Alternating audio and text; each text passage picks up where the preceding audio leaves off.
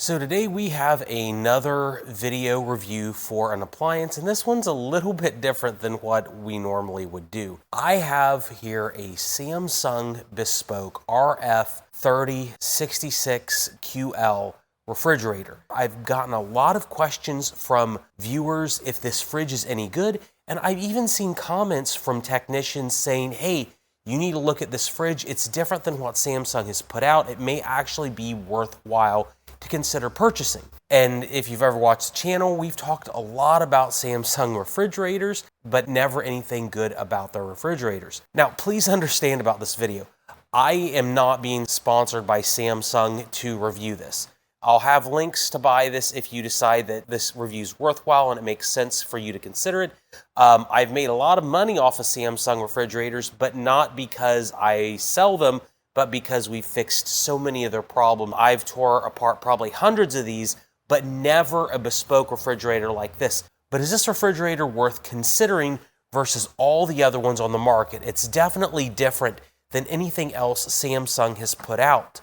Let's tear apart some of the things inside of this, contrast it to some of the other Samsung refrigerators that we've looked at on the channel, and see, has Samsung finally put out a good refrigerator worth considering? Now let's talk about some considerations if this refrigerator is going to work for you.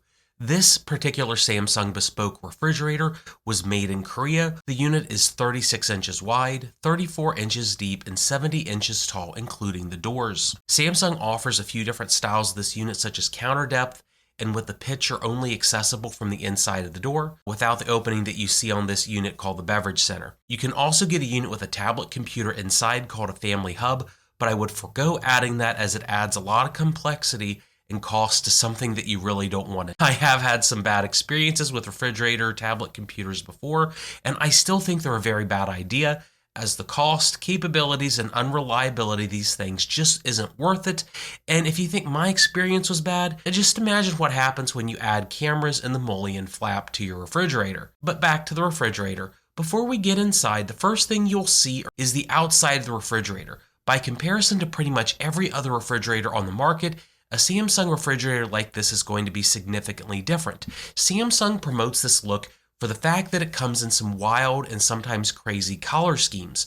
You can customize your refrigerator in a wide range of colors like pink, charcoal, clementine, and other colors. Sadly though, I did not see any biscuit colored refrigerators on their website, but maybe they will add those in the future. But rather than care about the style of the door features or the colors, there are some very beneficial things to see here. First off, since it's tempered glass, you aren't really going to have to deal with easy scratches or much more likely dents. Although Samsung does offer some metal-based panels, the fact that you have a few choices here is really advantageous. But better yet, if something ever happens to the door, you're not forever ruined. Once you have these clips out of place, the entire door panel is actually removable and replaceable. This is something so incredible. I really wanted to make the video just to show you this. The removable facade is why Samsung has all these different options for consumers, but for someone like myself that sells scratch and dent appliances, this also means that selling damaged refrigerators is going to change a lot, as these doors are much cheaper and easier to get and replace, since the entire door assembly doesn't have to be bought. We only have to buy the front now, which is huge, and I think other brands should copy this design immediately. Also, since it's basically tempered glass with a magnet on the rear of it, it could easily be fabricated from a local glass shop, saving even more time and money potentially. The entire process to remove and replace the system requires a suction cup and a screwdriver, but that's pretty much it, and it took a matter of only seconds to pop the clips and pull the door. Next, the most important thing about the Samsung Bespoke refrigerator isn't what it has, but what it lacks. The inside of the refrigerator has tons of space, and much of that is thanks to Samsung finally wising up and doing away with the awful indoor ice maker, which was the subject of class action legal suits, as well as millions of disgruntled customers. I've spent considerable time in other videos talking about this. Much of the legitimate ill will towards Samsung is due to the piece of junk in the door, which likely cost them hundreds of millions of dollars to deal with. Instead, in this unit, Samsung opts for a beverage center and pitcher in the door for your indoor water needs. Because this system doesn't require freezing anything in the refrigerator like ice, it's going to be far better and more reliable than the old style indoor system that it seems like all bespoke refrigerators are getting rid of. Depending on your model, you may be able to access the pitcher system without opening the door entirely, while others require you to open the door and access it from the inside. This model is considered to have the beverage center version rather than the autofill pitcher style only. Now, it's a nice pitcher, and it also features a small filter to hold ice or other solids while you use it to serve. Although I wish this was customizable like the doors, they could have earned some extra points here by letting me swap it with like a vintage Tupperware pitcher so I could store my Tang in it instead of just water. Opening up the beverage door does kind of have one flaw though, I think, with this model. I love hidden handle refrigerators, but there's only a very small sweet spot on the middle of the door's recess to trigger this feature. Additionally, there's nowhere in the middle of the door to open the French door via pockets. It's one thing I do like from some of the other Samsung models that are really elegant. Like their side-by-sides, they have really nice indoor handles, but maybe that is just my personal preference. Going back to ice, everyone gets mad when I mention to avoid it in the door, and I think that this Samsung Bespoke refrigerator has the best idea imaginable when it comes to solving this problem. The left side drawer has 2 chambers for ice. Why is that? Well, it's a dual ice making system that allows for different styles of ice based on whichever model of bespoke refrigerator you buy. This has the potential to be really good or really bad given Samsung's record on ice makers. So let's see how these ice makers work real quick by tearing it into the freezer and see what's really on the inside of the system. One good thing about this refrigerator is that the freezer is identical to every other Samsung on the market despite the looks. So the teardown is identical to what I showed in a video a few years ago, which is really easy, just 4 screws. With the door off, this is what you see on the underside of the ice makers. The chassis is simply something that holds 2 twist-style ice makers, and this is quite amazing and incredible because these are the cheapest, least likely to break styles on the market. The huge advantage here is, well, simplicity. You don't have an ice bucket that can crack and fail, a complex ice maker that's difficult to remove, or one that freezes up consistently, and it doesn't have an auger system that makes a lot of noise and is insanely expensive to replace if and when it goes bad. By just simplifying the system into 2 simple ice makers, Samsung basically doubled the ice output while making it very unlikely that they will fail, and if they fail, they should be very affordable to replace. I think that this feature is very useful for a consumer, but even more so as a technician because of how reliable the system should be. The inside arrangement of bespoke refrigerators does vary model by model. This one was pretty interesting because it did not have a chef's pantry in the bottom.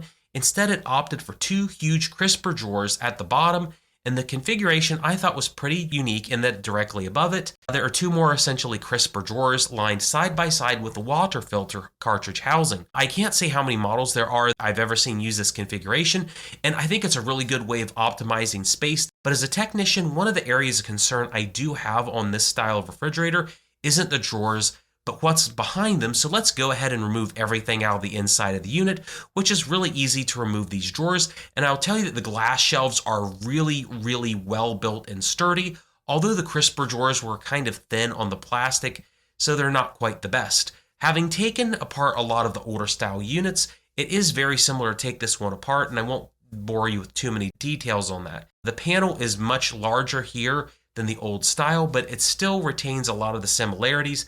It has a fan and temperature sensors embedded in the housing, but they simplified a lot of these systems. The Bespoke here is way more minimalistic than what I'm used to. One thing about this is that the evaporator foam is covered by plastic, so it's less likely to get compromised by moisture failure, so that's one really good thing. By comparison to the newer ones, this seems to have far less problems with it, as the evaporator is far more simplistic in this unit as well. This is very similar to how they used to look 12 to 14 years ago, prior to the Ice Master remodel for their units. However, I really wish Samsung had added a heater to the evaporator fan here, just as a safeguard in case moisture and frost builds up in the cabinet, but time will tell if this is a good choice that Samsung did all this, but I can't see any major flaws on how they designed this system, at least from a tech perspective. One thing I had a question about in this unit, though, is the water reservoir.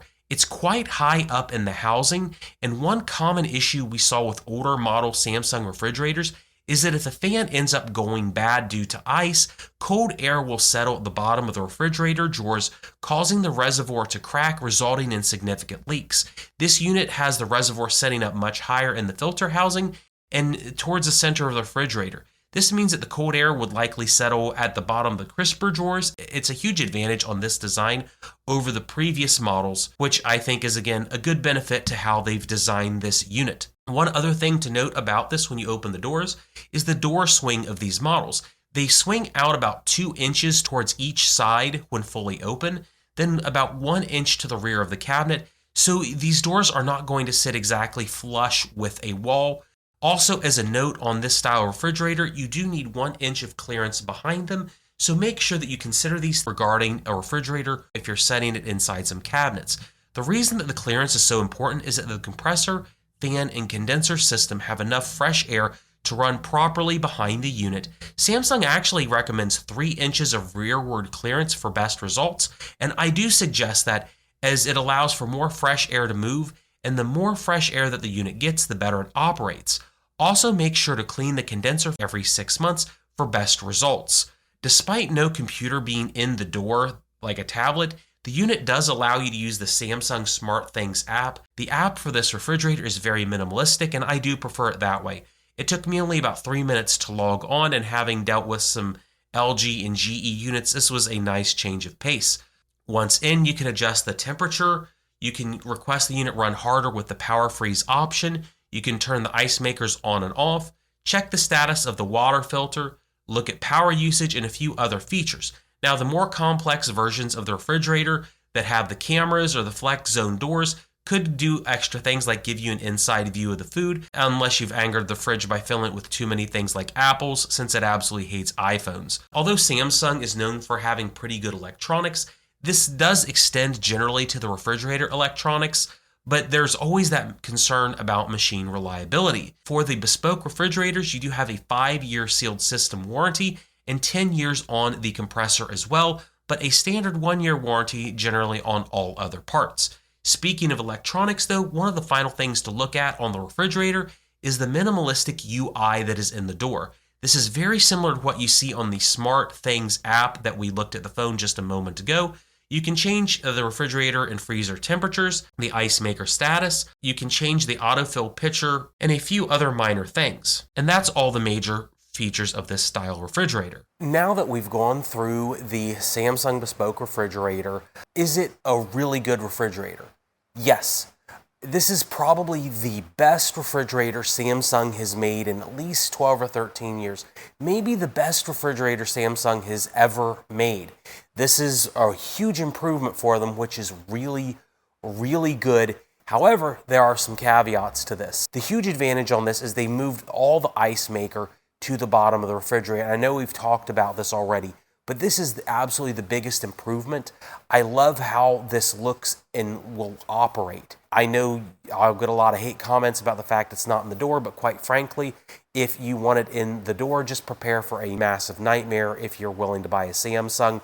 I've made so much money off those videos, it's unreal. The biggest concern? Well, it's still a Samsung refrigerator, which means that there are still some questions about the unit.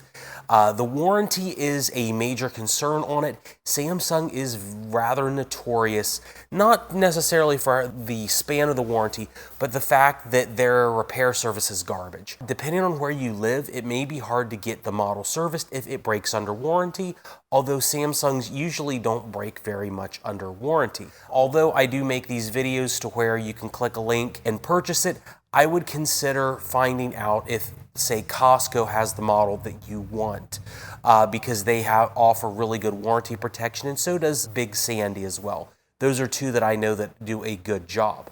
Another concern on these refrigerators is that when I say, oh, Samsung Bespoke's the best refrigerator Samsung's ever made, the one caveat is there are a lot of different bespoke refrigerators, and I'm only talking about the 3-door models here or the side-by-sides. I think both of those models are really good.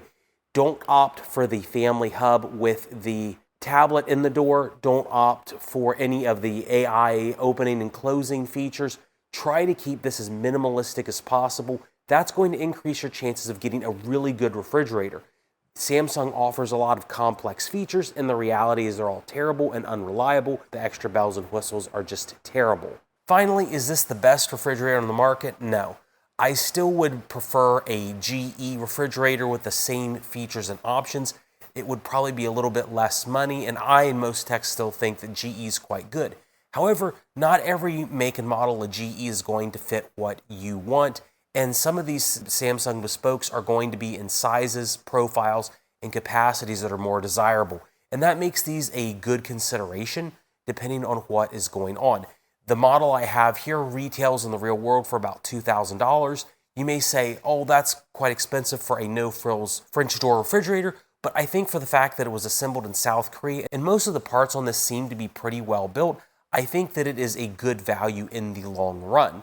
Am I wrong? Potentially, but most technicians that I've talked to that work on these things seem to be rather impressed with them, which is initially what led me to find one of these refrigerators to review. Again, check the links for this model if you want to purchase one. Otherwise, I hope you have a great day, and this review informed you on what refrigerators to consider. Have a great day.